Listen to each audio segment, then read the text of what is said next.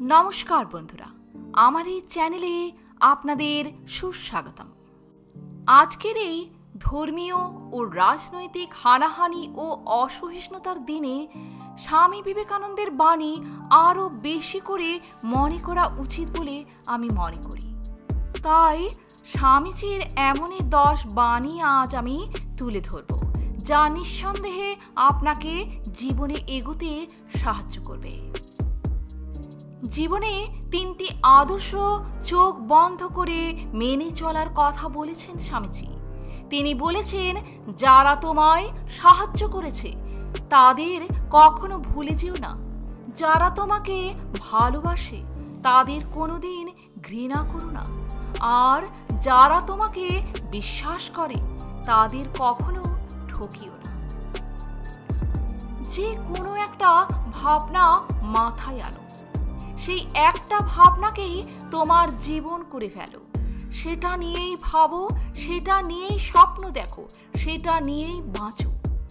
সেই ভাবনাকে বাস্তবায়িত করতে তোমার মস্তিষ্ক, তোমার পেশি, তোমার শরীরের প্রত্যেকটি অঙ্গকে কাজে লাগাও। প্রত্যেকটা ভাবনাকে অন্য ভাবনার থেকে আলাদা করে রাখো। এই পথেই সাফল্য আসবে।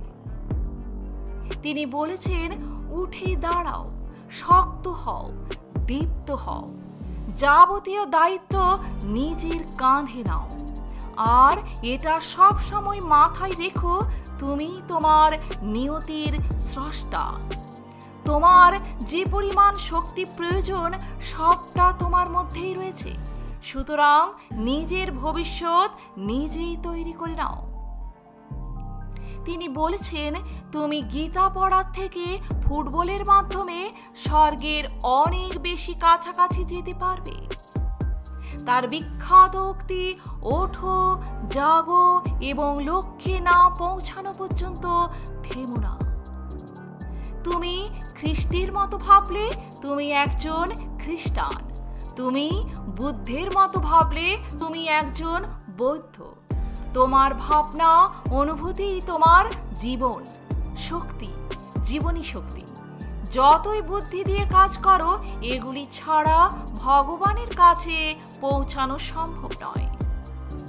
তিনি আরও বলেছেন, মনের মতো কাজ পেলে অতি মূর্খও করতে পারে।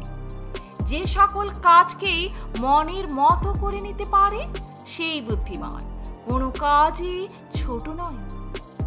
কোনো বড় কাজই কঠোর পরিশ্রম ও কষ্ট স্বীকার ছাড়া হয়নি। সারাদিন চলার পথে যদি কোনো সমস্যার সম্মুখীন না হও, তাহলে বুঝবে তুমি ভুল পথে চলেছ। সব শেষে তার বিখ্যাত উক্তি, আমি বিশ্বাস করি যে কেউ কিছু পাওয়ার উপযুক্ত হলে জগতের কোনো শক্তি তাকে বঞ্চিত করতে পারে না। প্রণাম স্বামীজি। তো বন্ধুরা, আজ এ পর্যন্তই। আমার ভিডিওটি যদি ভালো লেগে থাকে একটা লাইক অবশ্যই করবেন। আর আপনি যদি আমার চ্যানেলে নতুন এসে থাকেন তো আমার চ্যানেলটিকে সাবস্ক্রাইব করে পাশে থাকবেন। ধন্যবাদ।